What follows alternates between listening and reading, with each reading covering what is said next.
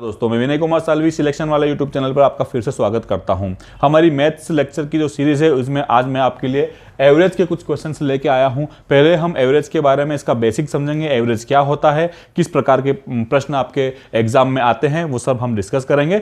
आज का हमारा सेशन शुरू करने से पहले मैं आपको एक बात बता देना चाहता हूँ कि यदि आपने अभी तक हमारे यूट्यूब चैनल को सब्सक्राइब नहीं किया हो तो कृपया जल्दी से जल्दी सब्सक्राइब कर लीजिए तथा बेल आइकन को ऑन कर दीजिए ताकि हमारे आने वाले वीडियोस के नोटिफिकेशन आपको टाइम टू टाइम मिलते रहिए। अब मैं ज़्यादा टाइम वेस्ट नहीं करते हुए हमारी आज की जो कक्षा है एवरेज वाली, जिसको हम हिंदी में औसत कहते हैं, ये मैं शुरू करता हूं। तो चलिए इसको हम थोड़ा बाद में समझेंगे। औसत होता क्या है, औसत आखिर होता क्या है, ये मैं आपको समझाना चाहता हूं। इसके लिए हम पहले दूसरी स्लाइड पे आते हैं, फिर हम इसके बाद पहली स्लाइड पे जाएंगे और जो हमने कुछ फॉर्मूलेज लिखे हैं उन फॉर्मूलों को हम याद करेंगे। चलिए, सबसे पहले है एवरेज। एवरेज क्या होता है, औसत क्या होता है, ये आखिर औसत होता क्या है, ये किस खेत की मूली है, हम ये पता लगाएंगे आज। औसत वास्तव में क्या होता है, औसत की परिभाषा अगर हम देखें तो अब आप थोड़े पहले क्लास में जाओ।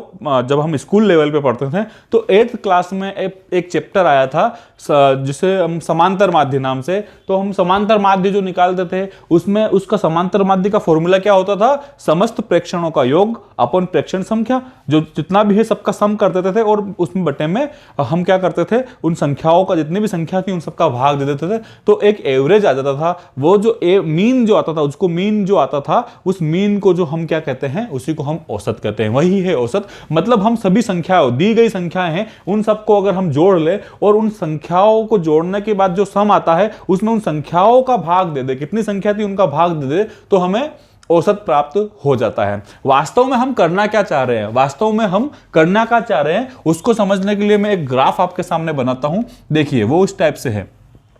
ये एक ग्राफ है, इसमें बहुत सारी संख्याएं हम क्या कर रहे हैं, जैसे हम डाटा एनालिसिस कर रहे हैं। जैसे एक संख्या कोई यहां पे है, एक यहां है, ऐसे बहुत सारी संख्याएं हैं, ऐसे बहुत सारी संख्याएं हैं। इस प्रकार से हम इन डॉट डॉट को संख्या समझ रहे हैं कि ये संख्याएं हैं, ये बहुत सारी संख्याएं हैं। अब इन सब का हमें एवरेज निकालना है। एवरेज निकालने का क्या मतलब हुआ कि जैसे हमने क्या किया, बिल्कुल बीच वाला एक पॉइंट ले लिया, बिल्कुल बीच वाला एक पॉइंट ले लिया। इसका क्या मतलब है, सभी संख्याओं को हमने इसके बराबर कर लिया। क्या ये संख्या सबसे कम है तो हम इसको भी यहां तक ले गए और जो सबसे ज्यादा है उसको भी यहां तक लाए। जो ज्यादा है उसमें से हम कम करके यहां तक लाएंगे और जो कम है उसमें बढ़ा के हम यहां तक ले जाएंगे। यही एवरेज है। मतलब हर एक संख्या को हमने बराबर कर लिया। मतलब अगर 10 संख्याओं का एवरेज 50 दे रखा है तो हर एक संख्या को हमने 50 मान लिया कि 10 के 10 संख्या क्या है, 50। हमने सबको 50 के बराबर लिया है। यही हमारा एवरेज है। इसी को हम एवरेज का कॉन्सेप्ट कहते हैं। यही एवरेज की आत्मा है, यही औसत है। देखिए, एक बार और समझाना चाहूंगा, जो कम पे है उसको हम ले जाते हैं मिड पॉइंट पे। एक मिड पॉइंट रहता है, माध्य होता है। माध्य जो मतलब बीच वाला पॉइंट है, इस पे ले आए, इसको भी हम यहां लाएंगे और जो ज्यादा है उसको भी कम करके यहां लाएंगे। मतलब ज्यादा वाले में से हम माइनस करके यहां पे लाएंगे, कम वाले को जो ज्यादा में जो माइनस किया था हम वो कम वाले को देके यहां पे ले आते हैं। यही एवरेज है। उम्मीद करता हूं आपको बात समझ में आ रही होगी। अगर नहीं भी समझ में आई हो तो जब हम इन प्रश्नों को हल करेंगे तो आपको थोड़ा इसका कॉन्सेप्ट क्लियर हो जाएगा। इसमें से किस प्रकार के सवाल आते हैं, देखिए। अब मैं 3-4 संख्याएं आपके सामने लिखता हूं और उसका हम एवरेज ज्ञात करने की कोशिश करते हैं। मान लो कि आपके सामने संख्याएं दी है 2, 3, 5, 8, 12। ये संख्याएं दी है और इनका माध्य पूछा है। तो हम क्या करेंगे, इन सब संख्याओं को जोड़ लेंगे। हम क्या करेंगे, इन सब संख्याओं को जोड़ लेंगे। इन सब संख्याओं को जोड़ लिया, क्या आया, 2 और 3 5 और 5 10 और ये 20, 30 हो गया। कितना हो गया, 30। हमने इनको जोड़ के 30 लिख दिया। अब हमें माध्य निकालना है। माध्य निकालने के लिए हम क्या करेंगे, संख्या कितनी थी, 1 2 3 4 5। तो हम क्या करेंगे, इस 30 में 5 का भाग दे देंगे। इस 30 में क्या किया हमने, 5 का भाग दे दिया। मतलब सभी संख्याएं जो है इनका एवरेज क्या है, 6 है। मतलब ये 6 जो है ये यहां पे है। हमने क्या किया, यहां पे जो 2 था, इस 2 को हमने कितने दे दिए, इस 2 में हमने कितने दे दिए, इस 2 में हमने 4 मिला दिए। इस 3 में हमने क्या कर दिया, इस 3 में हमने 3 मिला दिए और इस 5 में हमने 1 मिला दिया। फिर क्या क्या, इस 8 में एवरेज से 2 ज़्यादा है इसलिए इसमें से 2 कम करेंगे तो 6 पे आ गया, और ये 12 में से भी हम 6 कम करेंगे। देखो दोस्तों, आप ये देखोगे कि जितने हमने बढ़ाए हैं उतने ही हमने यहाँ से माइनस भी किए हैं। ये 4 बढ़ा, ये 3 7 और 1 8 बढ़ गया है, और यहाँ पे हमने 6 और 2 8 माइनस कर दिया, मतलब 8 ही बढ़ाया है 8 ही माइनस किया है। उम्मीद करता हूं प्रश्न की गहराई को आप समझ रहे होंगे, मेरी बात की गहराई को आप समझ रहे होंगे कि हमने क्या किया वास्तव में। ये एवरेज 6 जो आया, हमने क्या किया, सबको 6 के बराबर ले गए, मतलब इस 2 को भी हम 6 के बराबर ले गए, 3 को भी ले गए, 5 को भी ले गए, 8 में ज्यादा था तो हम इसको कम करके 6 के बराबर ले गए, 12 ज्यादा था तो इसको भी हम कम करके 6 के बराबर ले गए। कुल मिला के हमने एक ऐसा बीच का बिंदु निकाल लिया जिससे कि हम सबको उसके बराबर ला रहे हैं। यही आपका एवरेज है, यही आपका औसत है, यही इसकी परिभाषा भी है कि जितने भी प्रेक्षण हैं सबका योग कर दो, उसमें संख्या का भाग दे दो, एक जो पॉइंट मिलेगा वही सबका औसत है, सबको हम वहां पे ले आते हैं। चलिए अब हम कुछ ये जो दिए हुए हैं फॉर्मूलाज, इनको देखते हैं कि क्या होता है। देखो, अगर कभी इस प्रश्न परीक्षा में ऐसा प्रश्न आ जाए, देखो दोस्तों सभी प्रश्नों की ट्रिक नहीं होती है, वैसे मैं आपको सारे प्रश्न शॉर्ट ट्रिक से ही करवाऊंगा, पर कुछ प्रश्न ऐसे होते हैं जिनमें यही शॉर्ट ट्रिक्स होती है। कारण मान लो कि n संख्या दी, n संख्या का मतलब तो कुछ भी हो सकता है, मान लो 1000 संख्या दे दी, तो अब हम 1000 संख्याओं को तो ऐड करके उसमें 1000 का भाग देने से रहे, इतना बड़ा करने से अच्छा फिर यही वहां पे ट्रिक का काम करेगा। इसलिए यहाँ फॉर्मूले भी याद करने आपको थोड़े से जरूरी होंगे इसमें। तो हम ये देखेंगे प्रथम n संख्याओं का योग। दोस्तों क्या दिया है, प्रथम n संख्याओं का योग। ये तो संख्या पद्धति का सवाल है, इस प्रकार का सवाल आ जाए कि प्रथम 100 संख्याओं का योग ज्ञात कीजिए, तब यह आपके काम आएगा। तो आप क्या करते हो, a1/2n ब्रैकेट 1n + 1 कर देंगे ब्रैकेट क्लोज। तो इससे क्या होगा, प्रथम n संख्याओं का योग आ जाएगा। और यदि यहीं पे अगर वो औसत पूछ ले, यदि अगर वो औसत पूछ ले, हम औसत को ऐसे एवरेज लिखेंगे, एवीजी मतलब एवरेज औसत। तो अगर इसमें औसत पूछ ले, अब देखिए हमने क्या किया, इससे समस्त संख्याओं का योग तो निकाल लिया। अब इसमें अगर एवरेज पूछता तो हम क्या करते हैं, एवरेज क्या होता है, एवरेज क्या होता है, समस्त प्रेक्षणों का योग अपन प्रेक्षण संख्या, मतलब सम हो जाएगा। एवरेज क्या होता है, एवरेज क्या होता है, जो सम होता है, जो सम होता है, जो योग होता है, सबका टोटल होता है। एवरेज क्या होता है, सम अपॉन हो जाएगा आपके नंबर्स, टोटल नंबर्स कितने हैं, तो यहाँ पे टोटल सम आएगा और यहाँ पे नंबर आएंगे। तो एवरेज निकालने के लिए हम क्या करते हैं, हमने मान लो कि दे दी हमारे यहाँ पे n का मान दे दिया, प्रथम 150 संख्या दे दी, तो 150 संख्याओं का अगर औसत निकालना हो तो हमारे पास सम का फॉर्मूला है। औसत निकालने के लिए हम क्या करेंगे, अपॉन में 150 लेंगे, और 150 क्या यहाँ पे n ही है, तो हम यहाँ पे जब n का भाग देंगे, जब यहाँ पे n का भाग देंगे तो एवरेज क्या हो जाएगा, 1/2 n + 1। प्रथम n संख्याओं का एवरेज अगर निकालना हो तो हम बस इतना करेंगे, n 1/2 ब्रैकेट n + 1 इतना करेंगे, n को नहीं लिखेंगे क्योंकि n का तो फिर भाग ही देना है, तो n से n कटने वाला है। ऐसा ही इसमें भी करेंगे, अगर n विषम संख्याओं का योग आ गया है, इसमें हमको क्या करना है, इसमें अगर हमें एवरेज निकालना है, यदि हमें इसमें एवरेज निकालना है तो हम क्या करेंगे,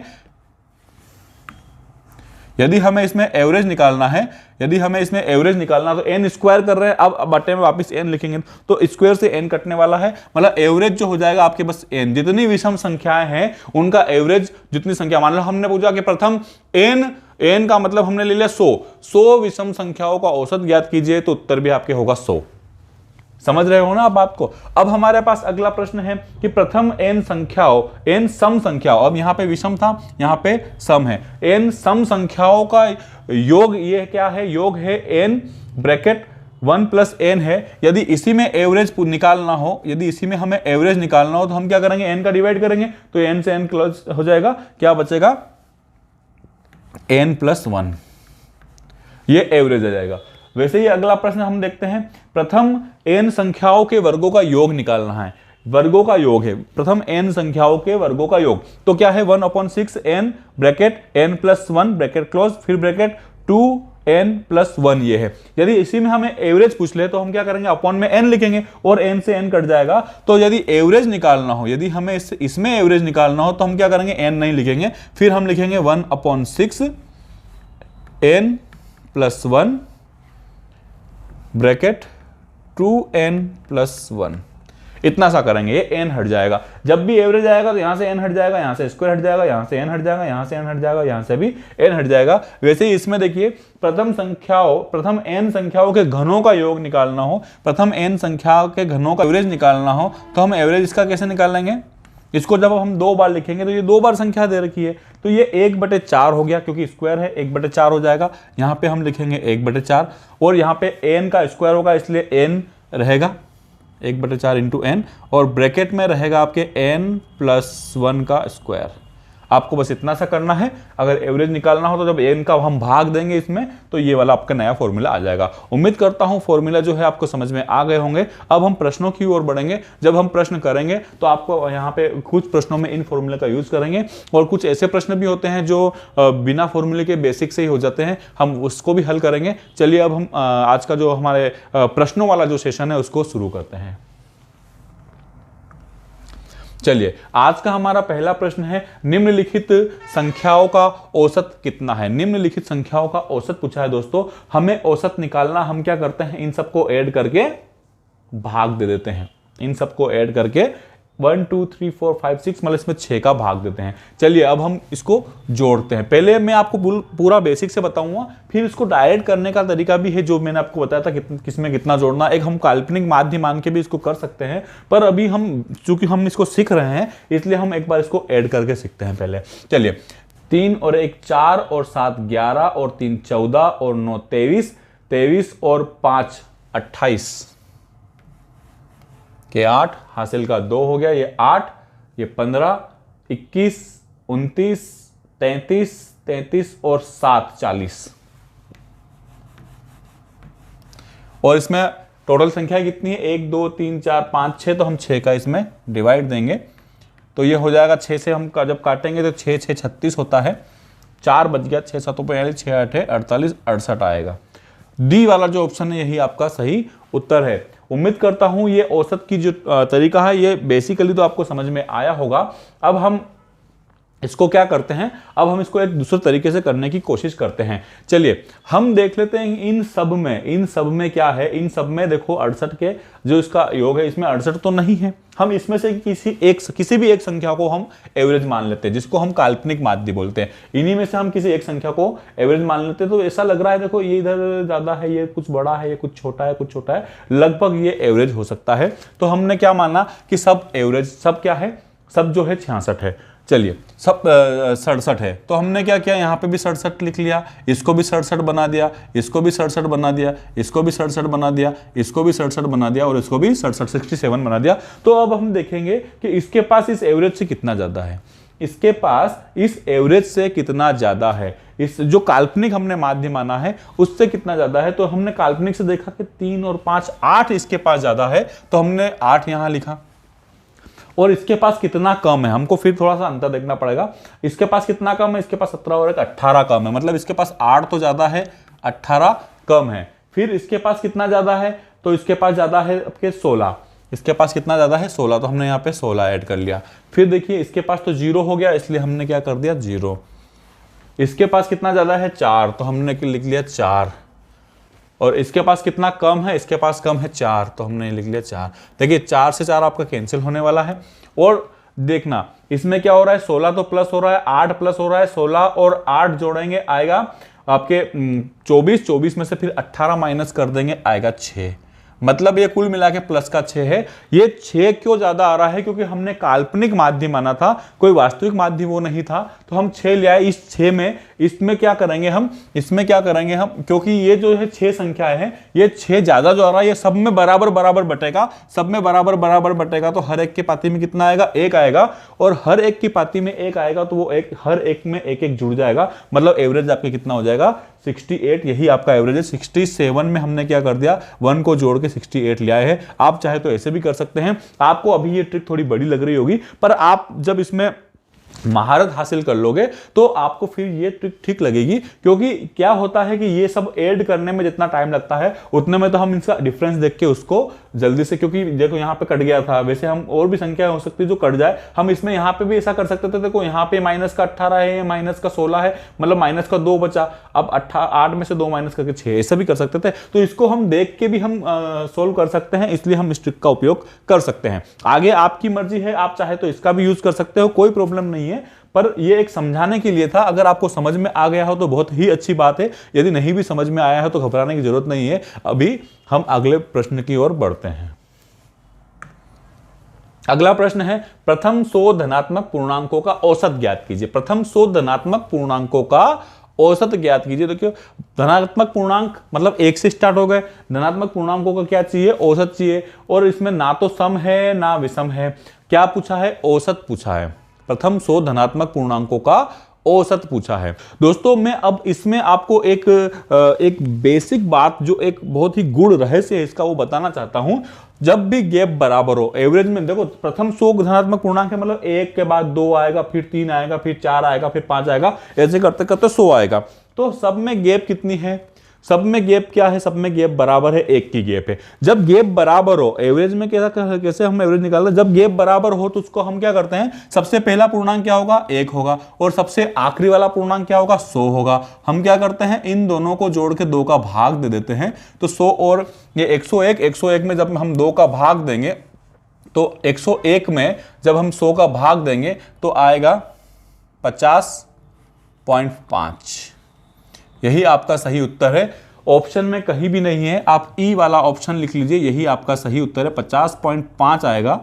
टाइपिंग कहीं मिस्टेक होगी तो आप ये देख लीजिए, 50.5 इसका सही उत्तर है। हमको क्या करना था इसमें, हम क्या करते हैं, जब भी गैप बराबर हो, जब भी गैप बराबर हो तो हम क्या करते हैं, सबसे पहले वाली संख्या लेते हैं और सबसे आखिरी वाली संख्या लेते हैं, दोनों में 2 का भाग दे देते हैं, तो आपके जो एवरेज है वो आ जाता है। यही यदि हम इसको फॉर्मूले से करते हैं तो हमारा फॉर्मूला क्या है, यदि हम इसको फॉर्मूले से करते तो हमारा फॉर्मूला आपने क्या लिखा था, 1/2 n+1, यही तो हमने किया था, 1/2 n+1। तो क्या n क्या था, 100 है, 100 + 1 101 में 2 का भाग देंगे तो क्या आएगा, 50.5। चाहे तो आप इसको फॉर्मूले से हल कर सकते हो, या फिर चाहे तो आप बस ये बेसिक याद कर लीजिए। अब ये तो फॉर्मूला तभी आएगा जब प्रथम संख्या हो, पर ये जो मैंने बात बताई आपके वहां पे भी काम आएगा। जैसे आपने बोला 6 का पहाड़ा, 6 का पहाड़ा जो है, 6 के प्रथम 10 मल्टीपल्स जो है, गुणज जो है, उनका एवरेज निकालना हो, तब तो आप +1 नहीं कर सकते ना, तब आपको +6 करना पड़ेगा। इसलिए मैंने आपको ये वाली बात बताई है कि आखिर ये हो क्या रहा है, ये फॉर्मूला बना के हो। ये फॉर्मूला 1 का मतलब यही है कि सब में जो डिफरेंस है वो सेम है। तो सबसे पहली वाली संख्या 1 थी और सबसे आखिरी वाली संख्या 100 थी, इसलिए हमने इनको जोड़ दिया, इसीलिए अब ये फॉर्मूला इसी से बना हुआ है। उम्मीद करता हूं प्रश्न आपको समझ में आ गया होगा। अब हम अगले प्रश्न की ओर बढ़ते हैं। आपका अगला प्रश्न है, पहली 9 अभाज्य संख्याओं का औसत कितना है। दोस्तों सबसे पहले तो आपको यह देखना है कि अभाज्य संख्या होती क्या है। बहुत से बच्चों को समझ में नहीं आता कि अभाज्य संख्या क्या होती है। अभाज्य संख्या को इंग्लिश में हम बोलते हैं प्राइम नंबर्स। प्राइम नंबर्स वो होते हैं जो खुद के अलावा सिर्फ 1 से डिविजिबल होते हैं, बाकी किसी भी संख्या से वो डिविजिबल नहीं होते, मतलब भाज्य नहीं होते, जिसमें किसी का भाग नहीं जाता है, मतलब वो विभाजित नहीं होते। मतलब जैसे पहली 9 संख्याओं का, पहली 9 अभाज्य संख्याओं का औसत इसमें पूछा है, तो अब हमको पहली 9 अभाज्य संख्याएं ज्ञात होनी चाहिए। तो 1 को हम ना तो अभाज्य मानते हैं ना ही भाज्य मानते हैं। सबसे पहली अभाज्य संख्या होती है 2, उसके बाद 3 किसी के पहाड़े में नहीं आता, 3 सिर्फ 3 के और 1 के पहाड़े में आता है। उसके बाद 5 होता है, 5 भी किसी पहाड़े में नहीं आता है, केवल 5 के और 1 के पहाड़े में आता है। वैसे ही उसके बाद 6 आता है, 7 किसी के पहाड़े में नहीं आता, केवल 7 और 1 के पहाड़े में आता है। 9 तो आता ही है, 3 के पहाड़े में आ जाता है, इसलिए 9 अभाज्य संख्या नहीं है। इसके बाद डायरेक्ट आता है 11, 11 के बाद डायरेक्ट आता है 13, 13 के बाद कितने हो गई, ये 6 हो गई। 13 के बाद आते हैं आपके, नीचे लिख लेते हैं, 13 के बाद आता है 15 नहीं 17, और 17 के बाद आता है 19। कितनी हो गई है, 1 2 3 4 5 6 7 8, एक और बच्ची है, 19 के बाद आता है 23।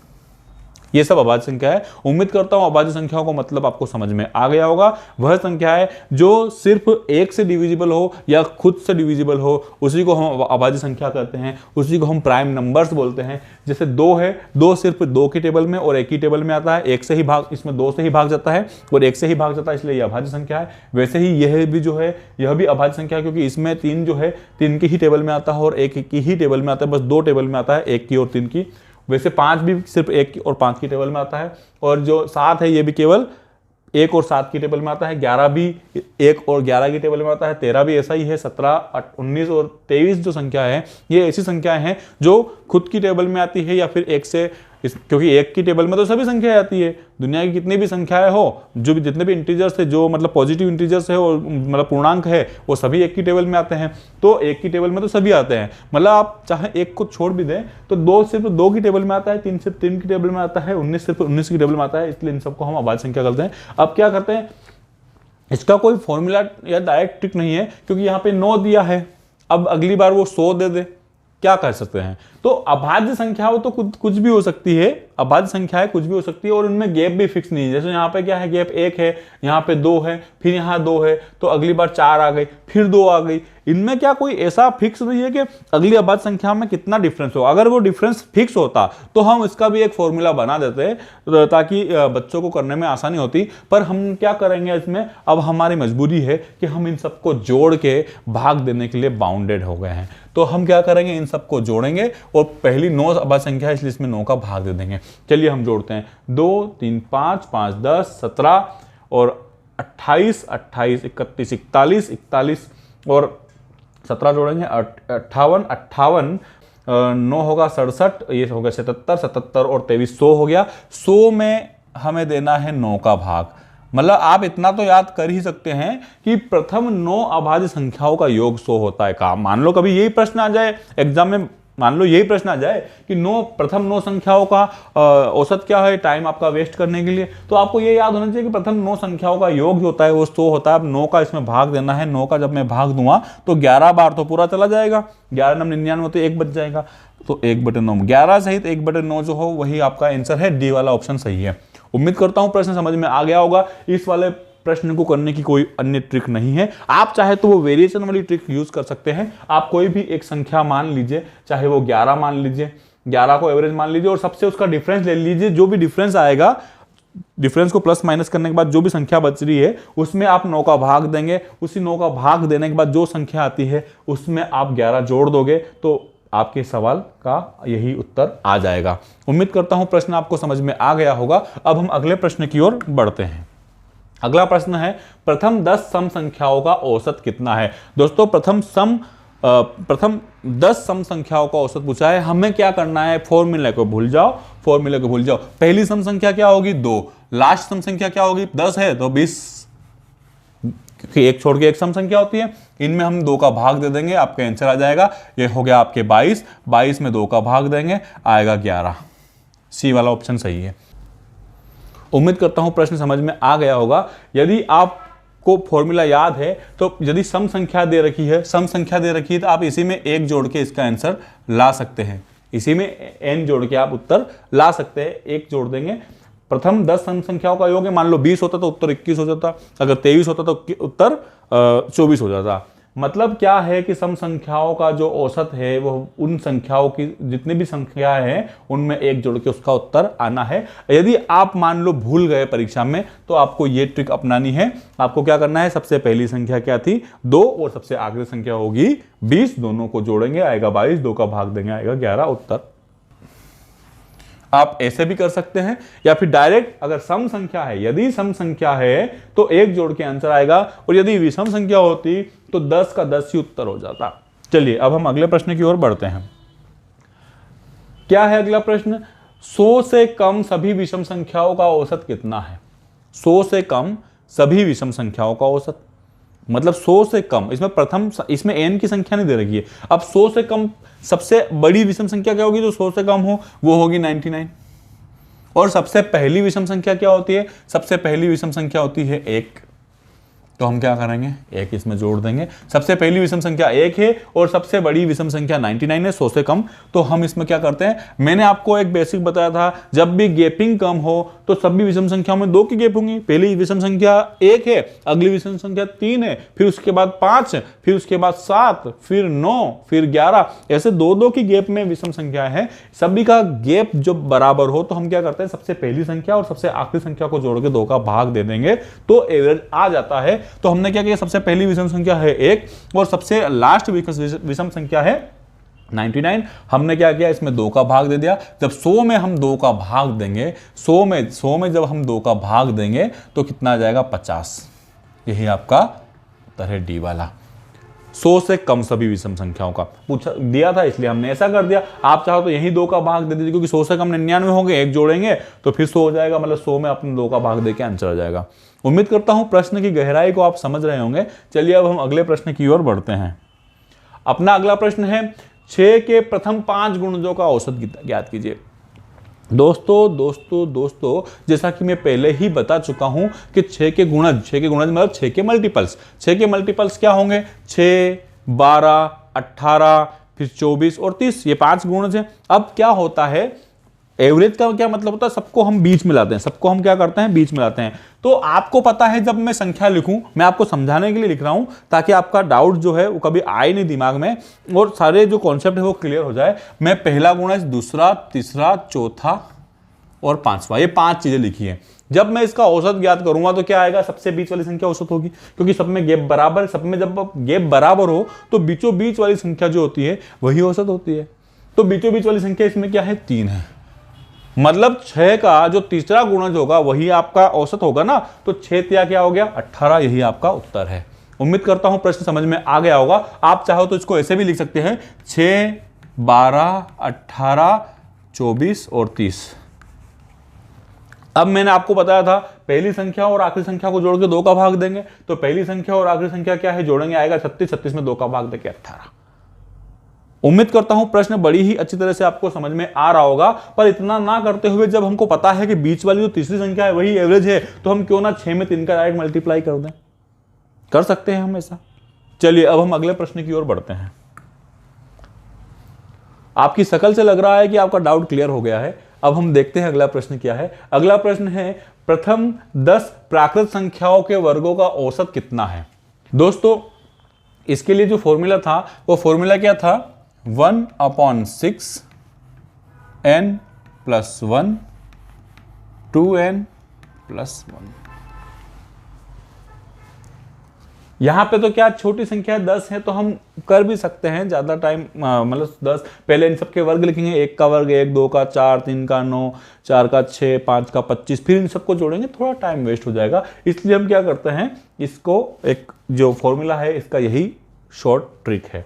तो देखिए 1/6 n जो है, n है 10 + 1, फिर 10 का डबल हो जाएगा 20 + 1।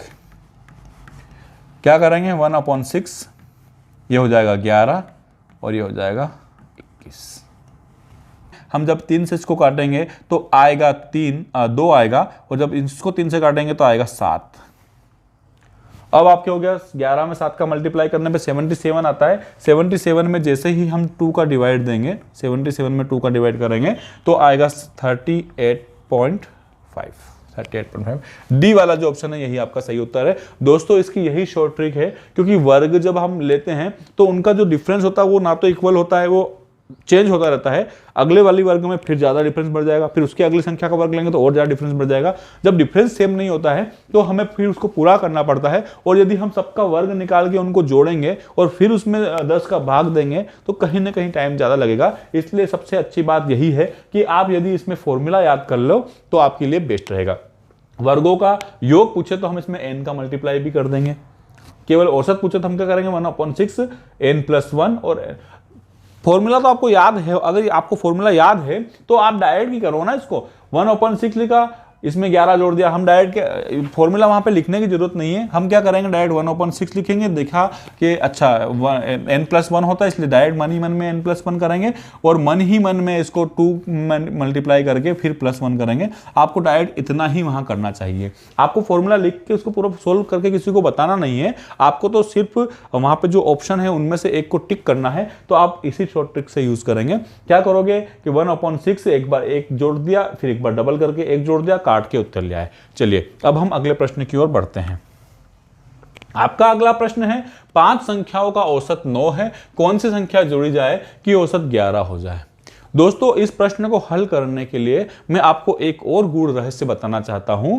मैं आपको यह बताना चाहता हूं कि यदि किसी संख्या के सभी संख्याओं में हम किसी संख्या का गुणा कर दें, किसी संख्या का भाग कर दें, किसी संख्या का प्लस किसी संख्या को जोड़ दें या उसको घटा दें हर एक संख्या में से, तो औसत पे भी वही असर पड़ेगा जो हमने हर एक संख्या पे असर के किया है। क्योंकि औसत जो है, औसत होता ही वही है, सभी संख्याओं को हमने बराबर पे लिया है। इसको पहले हम पूरी तरह से करेंगे, पूरा इसको हल करेंगे, उसके बाद मैं आपको इसकी ट्रिक भी बताऊंगा। देखिए क्या था, 5 संख्याओं का औसत 9 था, मतलब पहले टोटल कितना था, पहले टोटल था इसका 45। और अब संख्याएं, क्योंकि एक संख्या जोड़ दी है, एक संख्या जोड़ती है तो संख्याएं कितनी हो गई है 6, तो 6 संख्याओं का औसत कितना हो गया 11, मतलब अब टोटल कितना है 66 है। इन दोनों का अंतर ही आपका उत्तर, इन दोनों का अंतर आएगा आपके 21 आएगा अंतर, तो 21 जो है सी वाला ऑप्शन ही आपका उत्तर है। अब हम इसको ट्रिक से करने की कोशिश करते हैं। देखिए ट्रिक अप्लाई करते हैं इसमें। 5 संख्याओं का औसत दिया है 9 और 6 संख्याओं का औसत दिया है 11, छठवीं संख्या ज्ञात करनी है। तो आप देखोगे कि जब छठवीं संख्या हमने मिलाई तो औसत 2 से बढ़ रहा है, तो हम मान लेते हैं कि छठी संख्या क्या है 11 है। हम क्या मान लेते हैं छठी संख्या क्या है 11 है। पर वो 11 कैसे हो सकती है, क्योंकि उसके आने से क्या हुआ, सब में 2-2 बढ़ गए, सब में 2-2 बढ़ गए, मतलब इन 5 को भी उसने 2-2 दे दिए। अब 5 को जब उसने 2-2 दे तो हर एक को उसने इसमें से कितना निकाल के दिया, हर एक को इसमें से इसने 2-2 निकाल के दिया, मतलब 5 को टोटल 10 दिया, मतलब वो संख्या कितनी होगी 21 से ही आपका उत्तर। मतलब आपको क्या करना था, इस 11 में बस इन दोनों के डिफरेंस का मल्टीप्लाई करके ऐड करना था। ये जो डिफरेंस है, ये जो डिफरेंस है 2, इस 2 का यहाँ हम मल्टीप्लाई कर देंगे, आएगा जो भी आएगा उसको हम इस 11 में जोड़ देंगे, वही आपका उत्तर होगा। उम्मीद करता हूँ ट्रिक समझ में आ गई होगी। यदि आपको ट्रिक समझ में नहीं भी आए हो तो हम जो अगले प्रश्न करने वाले हैं आज की जो क्लास है उसमें और अगली जो क्लासेस आने वाली हैं उनमें, उनसे आपका ये वाला जो कॉन्सेप्ट है ये पूरी तरह से क्लियर हमें कर दूंगा। चलिए अब हम अगले प्रश्न की ओर बढ़ते हैं। आपका अगला प्रश्न है, यदि 9 क्रमागत संख्याओं का औसत 33 है। देखिए दोस्तों 9 क्या दिया है, क्रमागत संख्याएं दी है। क्रमागत मतलब गैप बराबर, सिंपल सी बात है, क्रमागत मतलब गैप बराबर है, मतलब एक एक का सब में डिफरेंस है। और उसका एवरेज क्या दिया है 33, मतलब एवरेज दिया है, मतलब बीच की संख्या क्या है, क्योंकि क्रमागत है गैप बराबर है तो बीचों बीच की संख्या क्या होगी। और 1 से लेके अब जब 9 तक गिनती लेके सबसे बीच में क्या आता है 5, मतलब ये जो संख्या है वो 5वीं है। ये कौन सा फिगर है, 5वां फिगर है। इनमें सबसे बड़ी संख्या कौन सी है, सबसे बड़ी संख्या, क्योंकि 5वीं संख्या तो ये आ ही गई है। अब 5वीं के बाद हम 9वीं तक जाना है, मतलब हमें इसमें 4 और जोड़ने पड़ेंगे, तो बस आप इसमें 4 जोड़ दीजिए, आपका आंसर आ जाएगा। जैसे ही आप 4 जोड़ोगे तो होगा ए वाला ऑप्शन 37। उम्मीद करता हूं प्रश्न समझ में आ गया होगा। ऐसे प्रश्नों को बस देखते ही आपको आंसर आना चाहिए। जैसे ही दिया कि 9 क्रमागत संख्याओं का औसत 33 है, मतलब आपको पता चल गया कि 9 अगर संख्याएं हैं तो 33 दे रखी, मतलब बीचों बीच की संख्या 33 है। अब 9 है तो 5वीं संख्या क्या होगी 33, तो सबसे बड़ी संख्या क्या होगी, इससे 4 ज्यादा होगी क्योंकि क्रमागत है। क्रमागत मतलब एक के बाद एक वाली संख्या, मतलब 5, इसके बाद 4 और जोड़ेंगे तो सबसे बड़ी संख्या आ जाएगी। तो हमने क्या किया, इसमें 4 जोड़ दिए, 37 आ गया, उत्तर आ गया। उम्मीद करता हूं प्रश्न समझ में आ गया होगा। अब हम अगले प्रश्न की ओर बढ़ जाते हैं। अपना अगला प्रश्न है, 4 क्रमागत सम संख्याओं का औसत 33 है। दोस्तों फिर से क्रमागत संख्या है और 4 है। अगर ये 5 होती तो बीचों बीच में 3 आ जाता। जैसे 4 संख्या है 1 2 3 4, अगर इनका औसत निकालना हो तो 2.5 वाला बीच वाली संख्या यहां पे आएगा कहीं ना कहीं औसत। समझ रहे हो ना आप बात को, औसत जो है वो कहीं ना कहीं यहां पे आएगा, मतलब औसत जो है वो 31 है। अब सम संख्या है, मतलब दूसरी संख्या जो होगी वो क्या होगी 30 होगी, और तीसरी संख्या जो होगी वो क्या होगी 32। ये सम संख्या आ गई है। क्या बोला, इनमें सबसे बड़ी और सबसे बड़ी संख्या कौन सी है, तो हम क्या करेंगे, सबसे बड़ी संख्या हमने निकाल ली जो आएगी 34 बी वाला ऑप्शन सही है।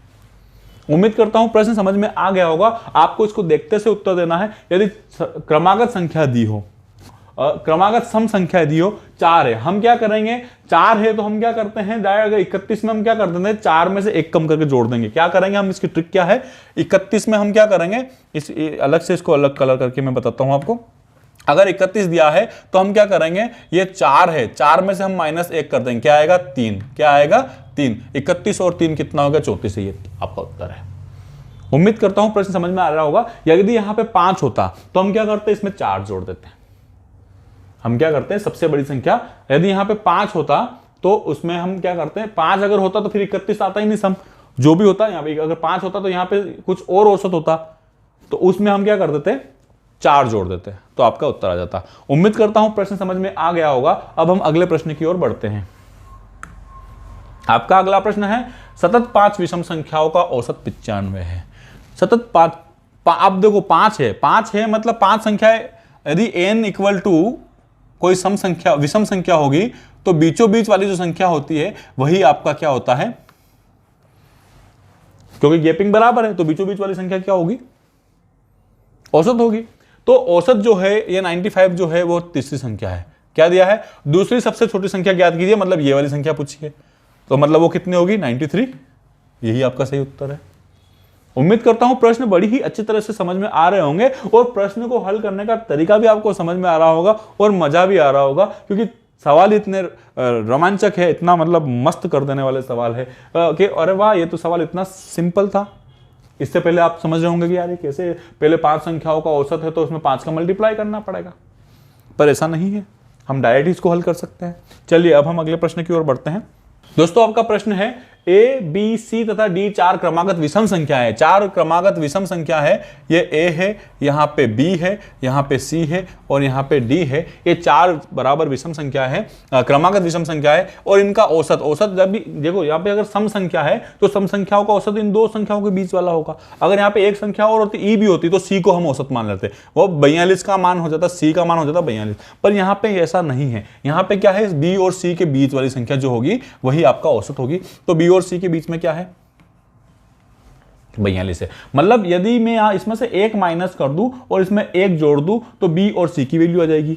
पूछा क्या है, ए और सी का गुणनफल पूछा है, तो मैं सी निकालने के लिए क्या करूंगा, सी निकालने के लिए मुझे क्या करना पड़ेगा, इसमें 1 जोड़ना पड़ेगा, क्योंकि यहां पे 2 संख्याओं का गैप है और 2 संख्याओं के बीच की संख्या है, मतलब ये 1 इससे ये बी तो इससे 1 कम होगा और सी इससे 1 ज्यादा होगा, तो सी 1 ज्यादा होगा, मतलब मेरी संख्या क्या आ गई है, 43। सी क्या आ गया है, 43। मुझे ए चाहिए, तो मैं जब इसमें से 1 कम करूंगा तो बी आ जाएगा, वो हो जाएगा कितना, 41, और इससे और 2 कम करूंगा, क्योंकि 2 का अंतर है, यहाँ पे विषम संख्या 2 कम होगी। अब उसमें से मैं 2 कम करूंगा या फिर मैं डायरेक्ट इसमें से 3 कम कर लूंगा, तो मेरे ए की वैल्यू आ जाएगी। ए की वैल्यू क्या होगी, मेरे 39। मतलब प्रश्न ये पूछा है कि 39 और 43 का गुणनफल क्या है। प्रश्न तो यही है, 39 और 43 का गुणनफल क्या है। कर लेते हो गुणनफल, चलो मैं करता हूं इसका गुणा, इन दोनों का मैं गुणा कर लेता हूं। तो 3 में जब मैं 9 का गुणा करूंगा, 9 या 27 9 में 3 का गुणा करूंगा, 9 या 27 के साथ हैसिल का मैं 2 लगा देता हूं। फिर मैं 3 में 3 का गुणा करता हूं, 3 या 9 और 9 चौक 36, 36 और 9 को जोड़ूंगा तो आएगा 45 और ये 2 आएगा 47, फिर 4 कैरी हो गया, 3 चौक 12 और 4 हो गया 16, 1677 आपका सही उत्तर है। उम्मीद करता हूं प्रश्न समझ में आ गया होगा। प्रश्न बस इतना ही है कि 39 और 43 का गुणनफल ज्ञात कीजिए, पर उसको प्रश्न को घुमा के लिख दिया है यहाँ पे, तो हम फिर वहीं पे ले आए हैं, 39 और 43 का गुणा करके उसको हमने हल कर दिया है। उम्मीद करता हूं प्रश्न समझ में आ गया होगा।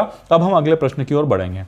आपका अगला प्रश्न है, 5 क्रमागत सम संख्याएं P, Q, R, S और T का औसत 66 है। देखिए दोस्तों, 5 क्रमागत है और 5 संख्या है, विषम संख्या है, जो नंबर ऑफ संख्या है वो विषम है, वो विषम है, मतलब बीचों बीच वाली जो संख्या होगी, बीचों बीच वाली संख्या होगी वही आपका औसत होगी। मतलब R की वैल्यू दी है यहाँ पे 66। Q तथा T का गुणनफल क्या होगा, Q यहां है तो Q इससे 1 कम होगा, मतलब कितना होगा 65, क्योंकि वो सम संख्या है, सम संख्याएं हैं, सम संख्याओं का संख्याएं हैं ये, और इनका क्या दिया है, हाँ क्योंकि ये सम संख्याएं हैं तो हमें क्या करना पड़ेगा, इसमें से 2 माइनस करना पड़ेगी, बीचों बीच की है तो Q क्या होगा आपके 64 होगा, बीचों बीच की संख्या है। से 2 कम। और क्या पूछा है, टी, टी का पूछा है तो टी में मैं डायरेक्ट इसमें 2 जोड़ के फिर 2 जोड़ूंगा, इसका मतलब यहाँ पे 4 जोड़ना है, तो मैं इसमें 4 जोड़ देता हूँ। टी की वैल्यू क्या आएगी आपके 70। मतलब प्रश्न क्या बोलता है, प्रश्न ये बोलता है कि 64 और 70 का मल्टीप्लाई करोगे तो क्या उत्तर आएगा। कर देते हैं गुणा 64 और 70 का। एक जीरो तो मैं लिख ही देता हूँ, एक जीरो तो मैं लिख ही देता हूँ, और 7 का गुणा करना बचा है। 7 में 4 का गुणा करो, 7 चौक 28 होता है, 2 कैरी हो गया, 7 छंग 42 और 2 44 4480। 4480 कहाँ है भाई दोस्तों, ऑप्शन में कहीं नहीं है, तो आप ई वाला ऑप्शन बना लीजिए। ई वाला ऑप्शन आएगा आपके 4480, क्योंकि यही सही इसका उत्तर है। उम्मीद करता हूं प्रश्न आपके समझ में आ गया होगा। बस आपको समझना इतना है कि क्रमागत संख्या दी है और संख्याएं जो है उनके जो मान है वो 1 2 3 4 5 अगर विषम है तो बीचों बीच वाली संख्या जो होगी वही आपका एवरेज हो जाएगी। मतलब आर जो है वो दिया है 66। क्या पूछा है, क्यू का और टी का गुणनफल पूछा है। क्यू कितना आया है मेरे, क्योंकि ये अगर तीसरी संख्या अगर 66 है तो इसके पहले वाली संख्या क्या होगी 64 होगी, 2 कम होगी, सम में अंतर। और लास्ट वाली संख्या क्या होगी, इसके बाद वाली संख्या 68 और लास्ट वाली संख्या 70। मतलब पूछा है 64 में 70 का गुणा करना है, मैंने गुणा कर दिया, आ गया आपके 4480। चलिए अब हम अगले प्रश्न की ओर बढ़ते हैं। आपका अगला प्रश्न है, 3 संख्याओं का औसत 7 है तथा पहली 2 संख्याओं का औसत 4 है। तीसरी संख्या क्या है।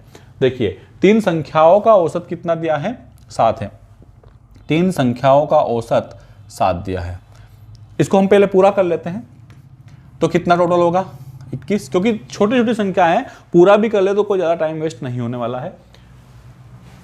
पहली 2 संख्याओं का औसत कितना है 4 है, 8। इन दोनों का जो अंतर होगा वही तो तीसरी संख्या है, तो चलो अंतर निकाल लेते हैं। कितना आएगा अंतर, आपके आएगा 13 जो है वही आपका सही उत्तर है। या फिर इसको हम वैसे हल करना चाहे तो वैसे भी हम हल कर सकते हैं कि 3 संख्याओं का औसत 7 है, इसमें से एक संख्या को हम निकाल दें तो बची हुई संख्याओं का औसत जो है वो 4 हो जाता है। देखो औसत में कितने कमी आई है, औसत में कमी आई है 3 की। मतलब वो जो एक जो ले गया है वो अपने साथ में 3 इनके भी ले गया है।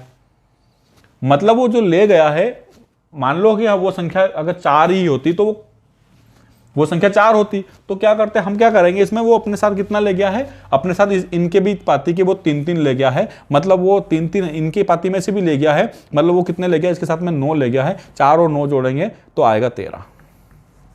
उम्मीद करता हूं प्रश्न आपके समझ में आ गया होगा, ट्रिक भी समझ में आ गई होगी। ये हम आगे की प्रश्नों में भी इस प्रकार की ट्रिक को अप्लाई करेंगे। जब इस प्रकार के प्रश्न आएंगे कि एक कक्षा में 15 बच्चे हैं, 15 की औसत आयु इतनी है, यदि अध्यापक की आयु भी जोड़ दी जाए तो आयु इतनी हो जाती है, तब हम इसी ट्रिक का वहां पे उपयोग करेंगे। चलिए अब हम अगले प्रश्न की ओर बढ़ते हैं, जो आज का आपका आखिरी प्रश्न है। चलिए प्रश्न है, 3 संख्याओं का औसत 28 है, यदि पहली संख्या दूसरी संख्या की आधी तथा तीसरी संख्या दूसरी संख्या की दुगनी हो तो तीसरी संख्या क्या है। देखिए 3 संख्या है, मान लेते हैं हम A है, B है और C है, ये 3 संख्या है। क्या बोला है, औसत 28 दिया है। अब इसमें क्रमागत नहीं है, अब इसलिए हम बीच वाली संख्या को 28 नहीं मान सकते। वो ट्रिक तभी यूज होगी जब वो क्रमागत हो या उनके बीच में गैप बराबर हो। क्रमागत सम संख्या बीच में गैप बराबर होगी, क्रमागत विषम संख्या बीच में गैप बराबर होगी, क्रमागत संख्या बीच में 1 की गैप बराबर होगी। 6 का पहाड़ा बीच में सब में 6 का गैप होगा, 7 का पहाड़ा सब में बीच में 7 का गैप होगा। तब जब गैप बराबर हो तब भी बीच की संख्या जो होती है वो एवरेज होती है। लेकिन यहाँ पे ऐसा कुछ नहीं लिखा है, इसका मतलब हम यहाँ B को 28 नहीं मान सकते हैं। अब हम इसको हल करते हैं। यदि पहली संख्या दूसरी संख्या की आधी हो, पहली संख्या दूसरी संख्या की आधी होने का मतलब क्या है, रेशो 1:2 हो गया। तथा तीसरी संख्या दूसरी संख्या की दुगनी हो, तीसरी संख्या जो है वो दूसरी की दुगनी है, मतलब इसकी दुगनी है, मतलब कितनी होगी 4। आपके पास रेशो आ गया है 1:2:4 का रेशो है उन संख्याओं में। देखो अंतर भी अलग अलग है, यहाँ पे अंतर 1 का है, यहाँ पे अंतर 3 है, इसलिए बीचों बीच वाली संख्या को हम एवरेज नहीं मान सकते। यदि हमारे पास अब हम यदि इसका योग करें तो योग कितना आएगा 7। आप बोलोगे 7। यदि हम इसका एवरेज कर दें, तो इसमें क्या करना पड़ेगा 7/3, यही एवरेज है। और यही एवरेज आपके कितना दिया है 28। मतलब हमारा 7/3 जो है, मतलब क्या है, हमारा 7/3 जो है वास्तविक एवरेज 28 के बराबर है। तो 1 किसके बराबर होगा, ये बराबर से इधर आके उल्टा कर देते हैं इसको। बराबर से इधर लाके हम जब उसको उल्टा करेंगे तो 7 से क्या हो जाएगा, ये कट जाएगा, 7 चौक 28, 4 बार कट जाएगा और 4 तिया 12, मतलब 12 जाएगा। 1 की वैल्यू आई है 12। क्या पूछा है, तीसरी संख्या क्या है, तीसरी संख्या पूछी है। तीसरी संख्या क्या है, 4 है, तो हम क्या करते हैं, इसमें 4 का मल्टीप्लाई कर देते हैं। हम क्या करते हैं, इसमें 4 का मल्टीप्लाई कर देते हैं। इन दोनों का मल्टीप्लाई जब हम करेंगे तो 12 चौक 48 होता है। 12 चौक कितना होता है, 48। 48 ही आपका सही उत्तर है, ए वाला। उम्मीद करता हूं प्रश्न समझ में आ गया होगा। इसमें कोई ज़्यादा बहुत बड़ी बात नहीं थी। इसमें क्या दिया था, 3 संख्याओं का औसत 28 है, तो हमने क्या किया, 3 संख्याएं ABC मान ली, ABC 3 संख्या है, और पहली संख्या दूसरी संख्या की आधी थी, मतलब पहली संख्या क्या थी, अगर दूसरी 2 थी तो पहली 1 थी, और तीसरी संख्या जो है वो दूसरी की दुगुनी है, मतलब तीसरी संख्या इसकी दुगुनी, इसका दुगुना क्या होगा, 4। मतलब हमारे पास एक एवरेज, हमारे पास एक रेशो आ गया है, 1:2:4 के अनुपात में वो संख्या है। यदि हम इनका योग करें तो आता है 7, और यदि इनका एवरेज निकाले तो 7/3 आता है। और वास्तव में एवरेज कितना दिया है, 28, मतलब हमारा 7/3 जो है वो 28 के बराबर है। हमने बराबर लेके काट दिया तो 1 की वैल्यू आ गई। 1 की वैल्यू आ गई, पूछा क्या है, 4 की वैल्यू क्या आ गई, हमने 1 की वैल्यू में 4 का मल्टीप्लाई करके 48 निकाल दिया, आंसर आ गया। उम्मीद करता हूं हमारी जो आज की क्लास है ये आपको बड़ी ही अच्छी लगी होगी। इसी प्रकार से हमारे साथ बने रहिए। इसी प्रकार की ट्रिक्स जानने के लिए हमारे YouTube चैनल को जरूर सब्सक्राइब कीजिए, और डिस्क्रिप्शन बॉक्स में जो टेलीग्राम की लिंक दी गई है उस टेलीग्राम चैनल को ज्वाइन कर लीजिए, ताकि हमारे PDFs आपके लिए अवेलेबल होते रहें। इसी आशा और उम्मीद के साथ मैं आपसे एक निवेदन और करना चाहता हूं कि हमारे वीडियोस यदि आपको पसंद में आ रहे हो, यदि हमारी ट्रिक्स आपको समझ में आ रही हो, पसंद आ रही हो, तो वीडियो को लाइक करना ना भूलिएगा। ज़्यादा से ज़्यादा शेयर कीजिए ताकि और भी बच्चों को इसका लाभ मिल सके। ज़्यादा से ज़्यादा कमेंट कर दीजिए। यदि आप एक कमेंट कर देते हैं कि सर आपका वीडियो बहुत अच्छा है, आपके पढ़ाने की टेक्निक बहुत अच्छी है, तो हमारी हौसला अफजाई हो जाती है उससे, और हम अगली बार आपके लिए और भी अच्छा काम करने की सोचते हैं। लेकिन इसके अपोजिट यदि आप कोई कमेंट नहीं करते हैं तो हमें ऐसा लगता है कि शायद हमको हमारा पढ़ाने का जो तरीका है वो आपके समझ में नहीं आ रहा है। तो इसलिए मेरा आपसे यह निवेदन है, यदि आपके समझ में आ रहा है तो आप जरूर हमारा उत्साहवर्धन कीजिए। इसी आशा और उम्मीद के साथ मैं आज आपसे विदा लेता हूं। नमस्कार, धन्यवाद।